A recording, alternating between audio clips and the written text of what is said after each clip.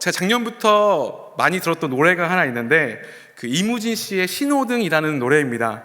그 우스갯소리로 이 신호등이라는 노래는 이 대한민국 초등학생들의 떼창곡이라고 해요. 그래서 저도 초등학생들이 몰려있는 곳에서 이 신호등이라는 노래를 듣고 노래가 왜 이렇게 좋아? 라고 찾아봤는데 참 노래가 좋더라고요. 이 노래가 인상적이기도 했지만 그 중에서도 저는 이 후렴의 가사가 참 기억에 남습니다. 가사를 한번 띄워주시겠어요? 혹시 모르실까봐 제가 첫 소절만 불러드리면 붉은색 푸른색 여기까지만 하겠습니다. 예, 그 사이 3초 그 짧은 시간 노란색 빛을 내는 저기 저 신호등이 내 머릿속을 텅 비워버려 내가 빠른지도 느린지도 모르겠어 그저 눈앞에 샛노랄 뿐이야. 노랫말이 참 아름다운 것 같습니다. 그래서 이 가사에 어떤 의미가 있는지 너무나 이제 궁금했는데요. 그래서 이무진 씨의 인터뷰를 찾아보게 되었습니다. 이 이무진 씨는 이 성인이 되었지만 자신은 아직 경험이 없고 준비가 되지 않았다는 생각이 들었다고 해요. 그런데 사람들에게서 네가 알아서 잘 판단해봐 라는 혼란스러운 말을 들었다고 합니다. 아직 판단할 만한 경험과 준비가 되지 않았는데 많은 사람들이 야 네가 알아서 해 라는 말을 참 많이 들었다고 합니다. 이런 자신의 혼란스러움이 초보 운전자가 맨 처음 혼란스러움을 겪게 되는 이 신호등의 노란불과 같다는 생각이 들었다고 해서 이 신호등이라는 곡을 만들었다고 합니다. 그래서 이 곡은 이 막 시작한 사회생활을 첫 발을 내딛는 이 초년생들의 마음을 표현한 곡이기도 하죠. 우리에게도 이 삶을 시작하면서 나를 멈추게 하는 빨간불, 또 나를 달려가게 하는 이 파란색 신호가 있을 겁니다. 이 빨간색과 이 파란색이라는 신호는 분명한데, 명확한데 이 노란색 신호는 불분명합니다. 항상 이 구간에서 우리는 딜레마에 빠지죠. 가야 할지 아니면 멈춰야 할지. 이 노란색 신호는 길지 않지 않습니까? 단순하게 3초 남짓인데 그것이 삶의 초보자들을 얼마나 헷갈리게 하는지 모르겠습니다. 그런데 이 노란색 신호와 같은 삶의 혼란스러움이 이제 막 20살이 된 사람들만의 딜레마일까요? 매 순간마다 삶의 선택을 해야 하는 우리의 모든 인생들 가운데서도 삶의 노란불이 분명하게 있죠. 이 인생은 타이밍이라는 말이 있습니다.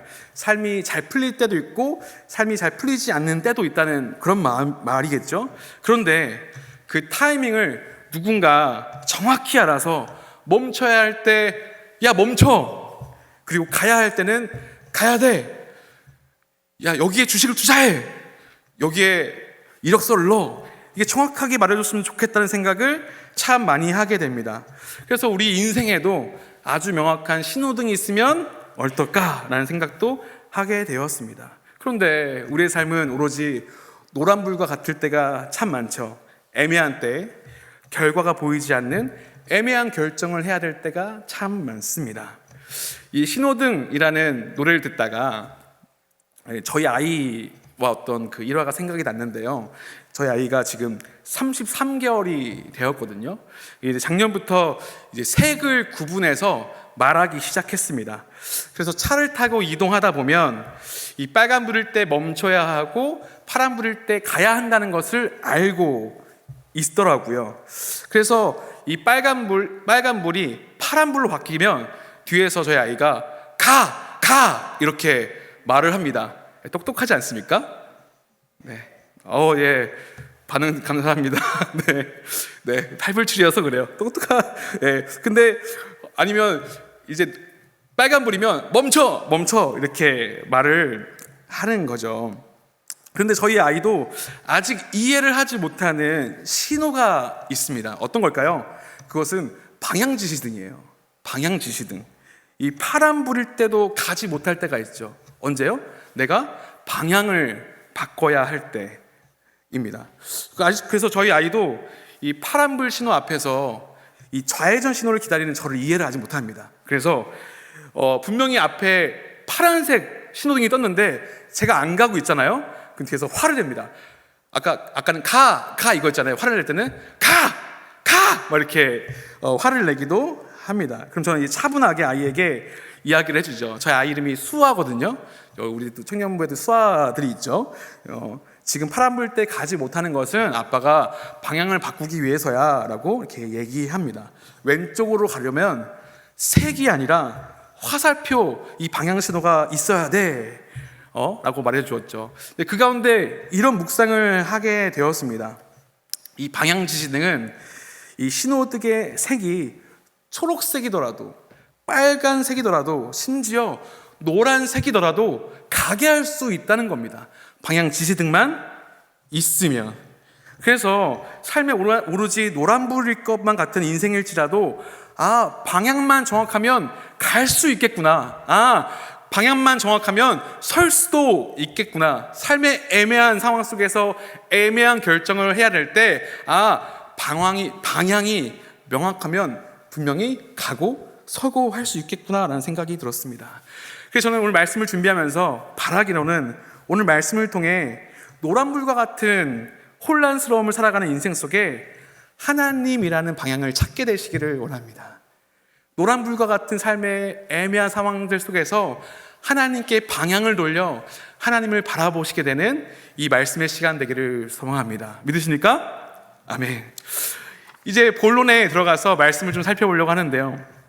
오늘 말씀은 열왕기상 말씀이지 않겠습니까? 근데 이 열왕기상 1장은 다윗과 아도니아의 이야기가 나옵니다. 우리가 익히 알고 있는 이스라엘의 왕, 유다의 왕 다윗의 모습은 어떠할까요? 용맹했죠. 그리고 블레셋의 골리앗과 싸워서 그를 쓰러뜨리기까지 했습니다. 그리고 다윗은 참 전쟁을 잘 치렀던 것 같아요. 그래서 전쟁을 아주 잘했던 다윗의 모습도 분명히 기억할 겁니다. 반면에 다윗은 삶의 실수도 참 많이 했던 사람이거든요. 그때마다 하나님께 용서를 빌고 자신의 삶의 방향을 재조정하려고 했던 인물이기도 합니다.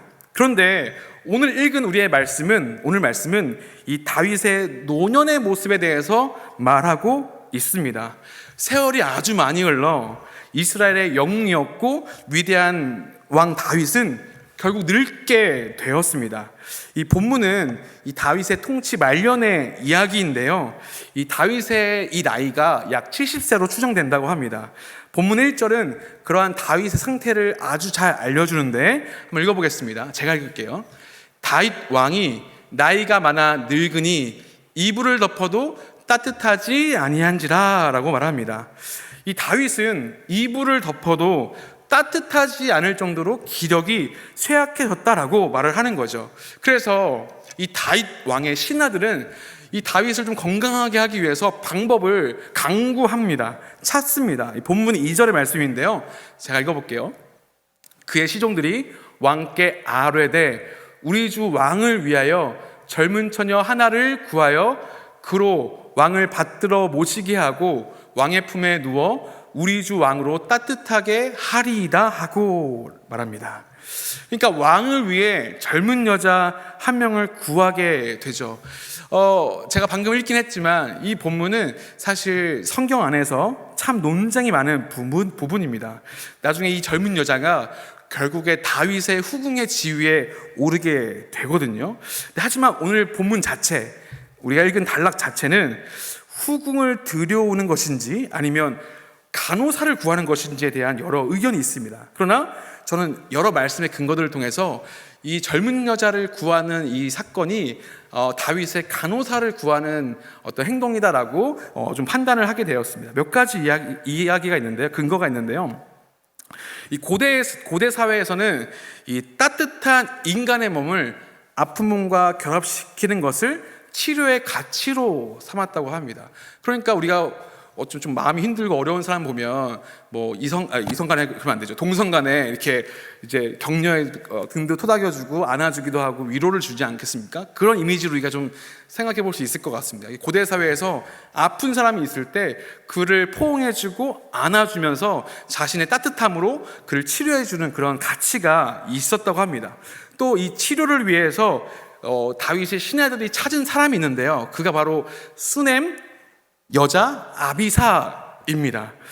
수넴 지역 사람이라는 뜻인데요. 이 수넴이라는 지역은 열왕기 상하에서 꽤 의미가 있는 지역이거든요. 왜냐하면 이 선지자 엘리야, 엘리사가 자주 방문했던 곳이기도 합니다.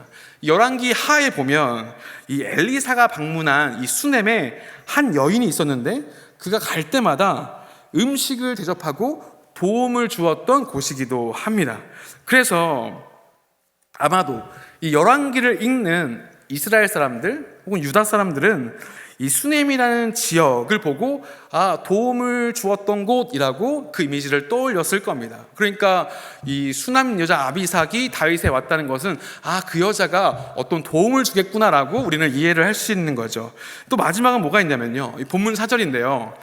제가 읽어보겠습니다. 이 처녀는 심히 아름다워 그가 왕을 받들어 시중 들었으나 왕이 잠자리는 같이 하지 아니하였더라 라고 되어 있습니다. 여기서 잠자리라는 이 단어를 뜻하는 히브리어 동사가 야다라고 하는데요, 이게 알다라는 뜻이거든요. 그러니까 근데 이 알다는 부부 사이의 친밀함에 대해서 얘기해요. 우리 잘 알다시피. 그런데 근데 여러 사람들은 이 본문을 통해서 다윗의 인격적인 성장도 얘기하기도 합니다. 왜냐하면 다윗이 젊었을 때 저질렀던 그 죄가 성범죄였거든요. 그러니까 자기 신하 우리아의 아내를 범한 죄였는데 이제 이 노년의 이 다윗이 왕의 신분으로 더 이상 이 젊은 여자를 취하지 않는 모습을 보면서 다윗도 성장했구나라고 말하기도 합니다. 근데 보다 조금 더 정확한 의미는 이 젊은 여자의 역할은 왕과의 잠자리가 아니라 늙고 아픈 몸을 가진 다윗을 돕는 역할이라고 할 수 있는데요, 그 완곡한 표현으로 잠자리는 하지 않았다라는 표현을 이 성경은 쓴 것이라 할 수 있겠습니다. 그래서 이 열왕기상 1장 1절부터 4절까지의 이야기, 다윗의 노년의 이야기의 핵심적인 의미가 뭐냐면, 이제 다윗은 누군가의 도움이 없이는 움직일 수도 없고 기력을 찾을 수도 없고 무언가 일을 행할 수 없다라고 얘기하는 겁니다. 다윗은 늙었고 이제 쓸모없는 존재가 됐다라고 하는 게 열왕기상 1장 1절부터 4절이 우리에게 주는 의미입니다.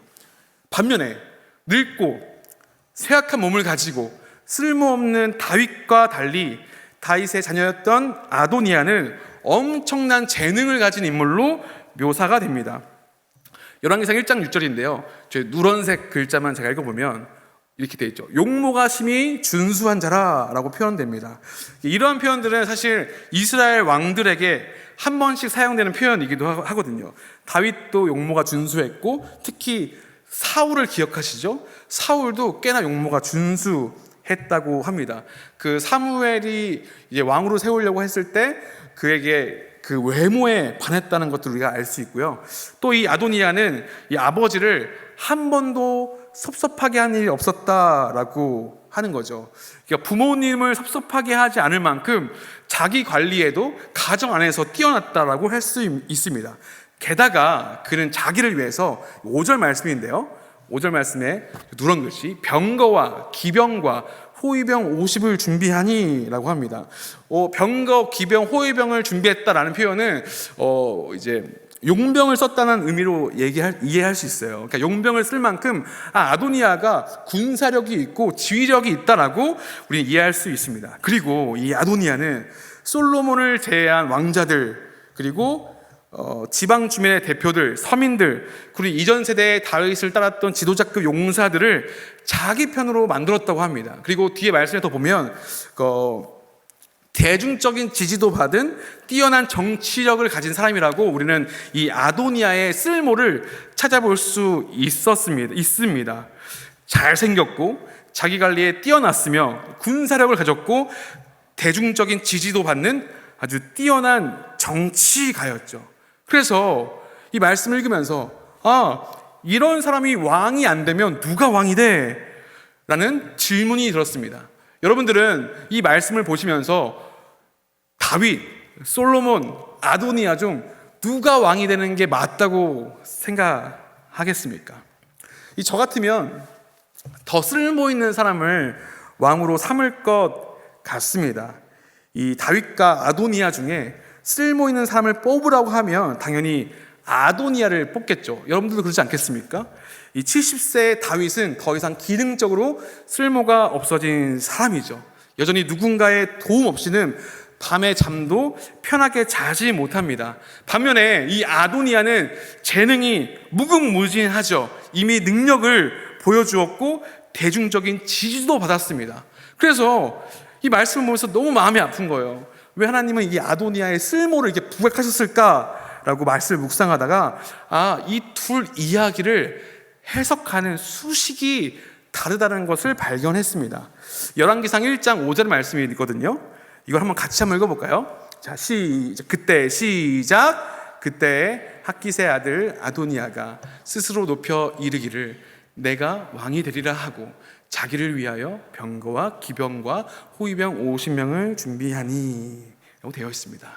우리가 여기서 주목하여 볼 문장은 바로 이것입니다. 스스로 높여 이르기를 내가 왕이 되리라 입니다.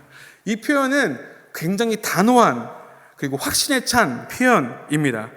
심지어 이러한 확신은 아도니아로 하여금 스스로 왕위에 등극하는 간이 대관식을 열게 합니다.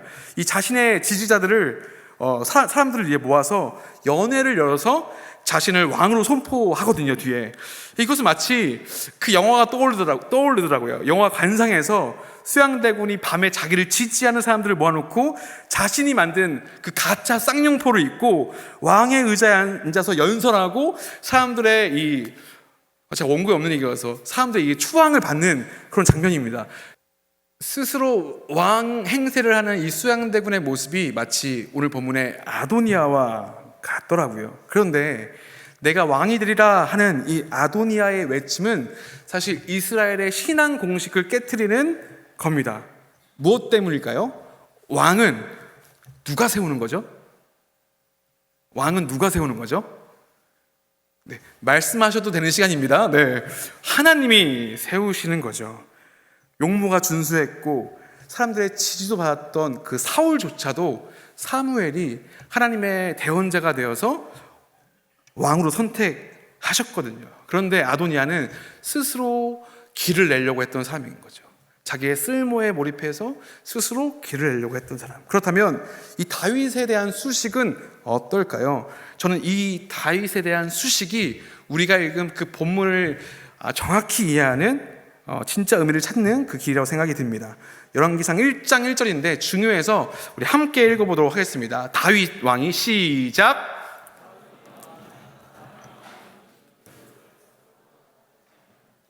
아멘. 여기서 우리가 주목해야 될 문장은 바로 나이가 많아 늙으니라는 말입니다. 이거는 히브리어로 자켄, 바얀민이라는 뜻인데요. 말 그대로 나이가 많아 늙었다라는 뜻입니다. 근데 이것은 관용구예요. 관용구. 어떤 특정한 상황에 쓰인다는 거죠. 이 문장 구성, 단어 구성이. 이 관용구는 구약 성경에서 오늘 본문을 제외하고 3군데 나오거든요. 근데 그리고 2명의 인물을 수식합니다. 바로 아브라함과 여호수아입니다. 그러니까 다윗을 수식했던 자켄파 바얀민, 나이가 많아 늙은이라는 이 관용구가 성경에 2명에게 더 사용되는데 그가 바로 아브라함과 여호수아입니다. 그 둘 다 노년에 하나님께서 그 둘을 수식하는 단어입니다. 특히 아브라함과 이 여호수아에게 자켄파 바얀민이라는 관용구가 붙을 때 그의 늙음으로 말미암아 그들이 하는 일이 멈춰지지 않았습니다. 오히려 아브라함에게는 자켄파 바얀민, 나이가 많아 늙으니라는 표현 뒤에 범사에 복을 주셨다라고 선포하시고요. 여호수아에게는 자켄파 바얀민이라고 나이가 많아 늙으니라고 하신 후에 얻을 땅이 매우 많이 남았다라고 선포합니다. 그러니까 자켄파 바얀민, 나이가 많아 늙은이는 그가 더 이상 할 일이 없고 쓸모가 없는 존재라고 말하는 것이 아니라 그들이 여전히 해야 할 일이 있다라고 말하는 겁니다. 그래서 저는 오늘 말씀을 묵상하면서 이렇게 정리했습니다. 아도니아는 왕의 능력을 가졌지만 왕이 아니었고, 다윗은 왕의 기능과 쓸모를 상실해 가고 있지만 여전히 그는 왕이었다는 겁니다. 즉 왕은 하나님이 세우시는 겁니다. 이것을 우리의 삶을 좀 가져온다면 나의 쓸모의 가치는 기능에 깃지 않고 어떠한 길을 걷고 어떠한 방향으로 걷고 있느냐에 있는 겁니다. 나의 쓸모가 도대체 어떤 방향으로 가고 있나? 나의 쓸모가 도대체 어떤 길 위에 서 있냐가 바로 오늘 말씀을 통해 우리가 볼 수 있는 겁니다. 이 말씀을 묵상하면서 한 드라마가 생각이 났습니다. 지난해 정말 재밌게 본 드라마인데요. 디즈니 플러스에서 방영된, 너무 옛날 말이죠, 방영된 디즈니 플러스에서 우리가 본 무빙이라는 드라마인데요. 혹시 기억나시나요? 이 무빙이라는 드라마는 이 강풀이라는 작가의 이 웹툰으로 하는 이 판타지 히어로물인데요. 저는 개인적으로 이런 히어로물을 되게 좋아합니다. 되게 설레하고 옛날 어렸을 때도 나는 분명 하늘을 날 수 있을 거야 막 이러면서 자라왔던 기억이 있는데요. 여러 무빙 안에 여러 능력자들이 등장하죠. 이 감각이 뛰어난 능력자가 있고요. 또 괴력이 있고요. 스피드가 빠른 사람이 있고요. 이 전기 능력이 있고 또 투시 능력을 가진 초능력자들이 등장합니다. 여러분들은 어떤 능력을 갖고 싶으세요? 네, 물론 말하면 큰일 날 것 같아서 저는 하늘을 나는 능력이 있으면 참 좋을 것 같다는 생각을 했습니다. 물론 너무 높이 올라가면 숨 못 쉬겠지만 하늘을 올라가서 출퇴근을 좀 빠르게 하고 싶은 마음이 있고요. 제가 오랫동안 20살 때부터 항상 등굣길도 멀었고 출근길도 항상 멀었어가지고 저 꽉 막혀 있는 이 차들을 뚫고 날아가서 빨리 가고 싶은 마음이 참 많았었는데요.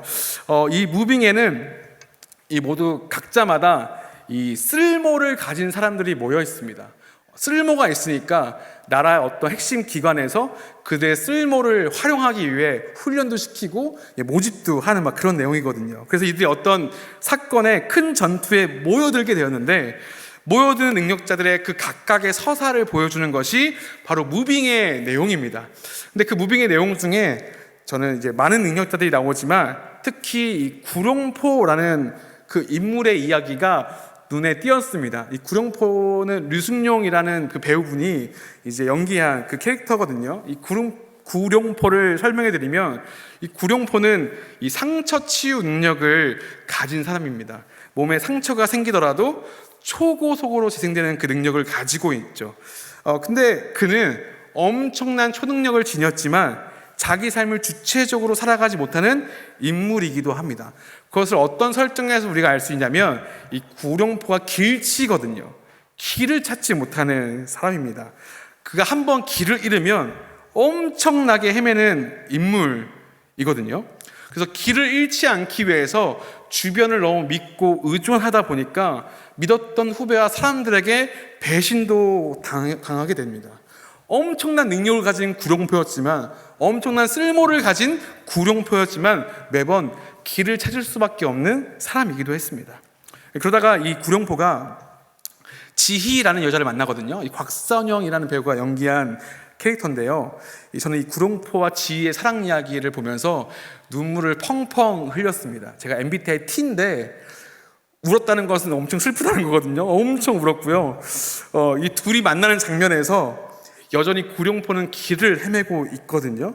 근데 그 지희라는 여자는 그런 구룡포를 답답해하면서 이렇게 얘기합니다. 길을 헤매고 있는 구룡포에게. 저기 교회 종탑이 보이죠? 저 빨간 십자가. 골목 많이 헷갈리니까 저 십자가만 보고 쭉 가다 보면 당신의 목적지가 나옵니다. 이렇게 얘기합니다. 그런데도 구룡포는 이렇게 대답해요. 좀 더 쉬운 길은 없습니까? 그렇게 장면이 바뀌면서 이 구룡포가 이 조직원들에게 배신당해서 바다에 빠지게 되는데요. 그 구룡포가 상상을 하거든요. 그 상상 속에서 바닷속 어둠을 헤치는 한 개복치가 발견이 돼요. 근데 개복치는 보통 행운을 상징한다고 하더라고요. 이 개복치는 깊은 바다 어둠 속으로 사라지게 되고 그 자리에 아까 보았던 빨간 십자가가 딱 등장합니다. 그리고 그 빨간 십자가 앞에 여전히 길을 헤매고 있는 그 구룡포에게 지희가 다가옵니다. 그러면서 구룡포가 울면서 얘기해요. 길을 못 찾겠습니다. 우리는 모두 길을 찾는 사람들이죠. 각각은 세상 속에서 나름의 쓸모를 가지고 열심히 살아가고 있습니다.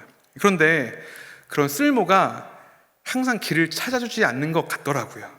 초능력을 가진 구룡포가 길을 잃었듯이 우리도 언제든 길을 잃을 수밖에 없는 사람들입니다. 그런데 놀라운 것은 길을 찾지 못하는 구룡포에게 십자가가 찾아왔습니다.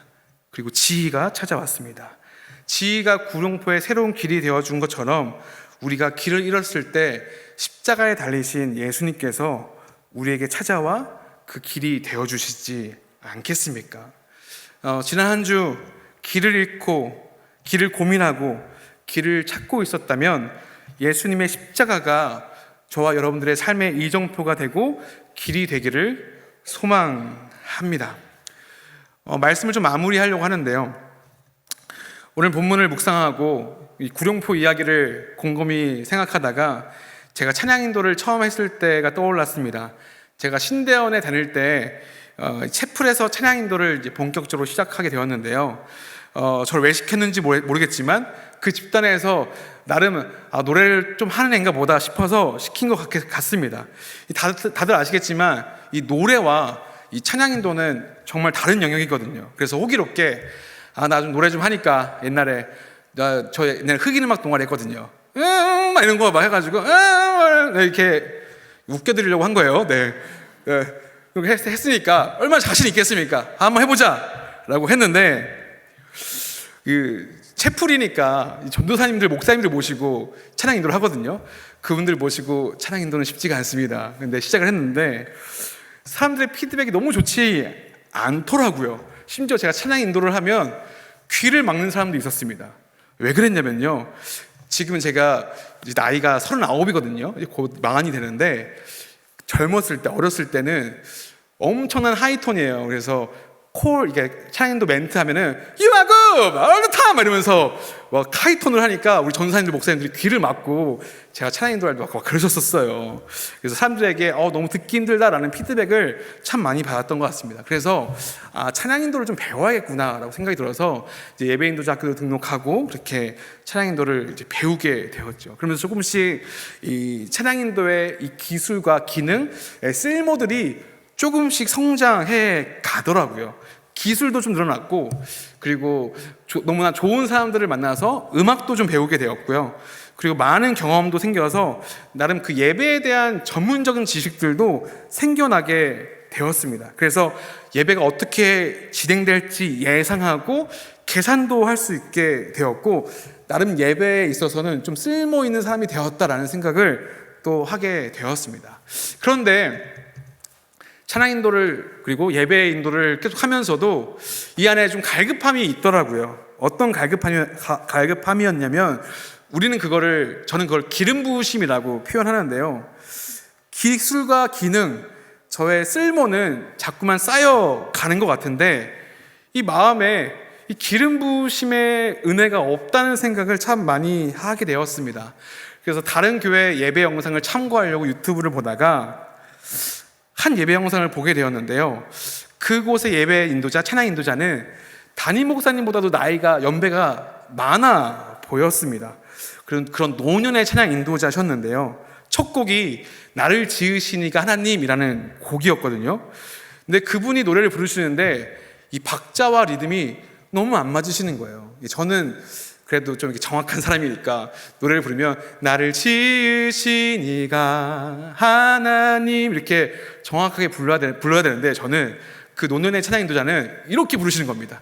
나를 부르신 이가 하나님 둥둥둥둥둥 이렇게 부르시는데 저는 너무 싫어하는 스타일이거든요. 제 안에 스티비 원더가 있어서 그런 거 진짜 싫어하는데 갑자기 그 찬양을 듣다가 그 첫 소절을 듣는데 눈물이 왈칵 쏟아지는 겁니다.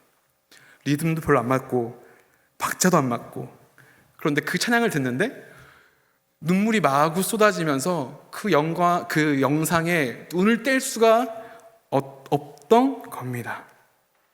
나는 기술과 기능을 계속 연마하면서 나를 예배에 계속 쓸모 있는 사람으로 만들어 갔는데 하나가 빠져있던 거죠.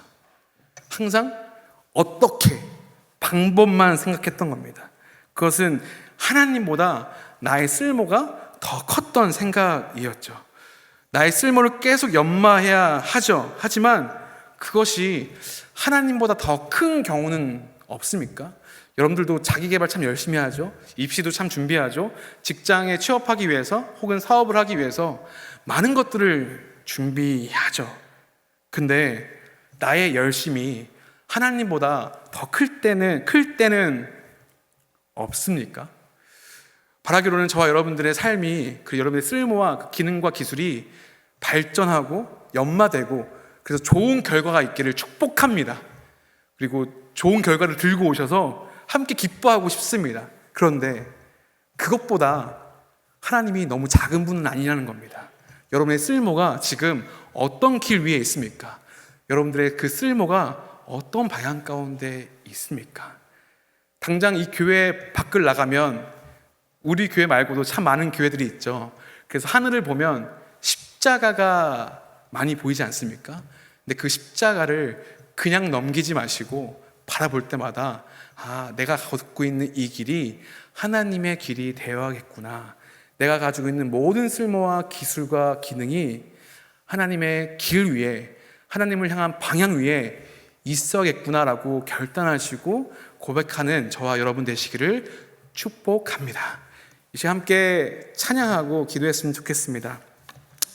세상을 사는 지혜라는 찬양인데요, 첫 번째 소절 가사가 하늘을 볼 겨를도 없이 정신없이 세상을 살다가라는 구절이 있는데요, 하늘을 볼 수 없을 만큼 나의 쓸모에 몰입할 수밖에 없는 인생이지 않습니까? 그때마다 잠시 하늘을 보며 하나님의 길 위에 서 있어야 한다는 그 믿음으로 함께 이 찬양을 고백했으면 좋겠습니다.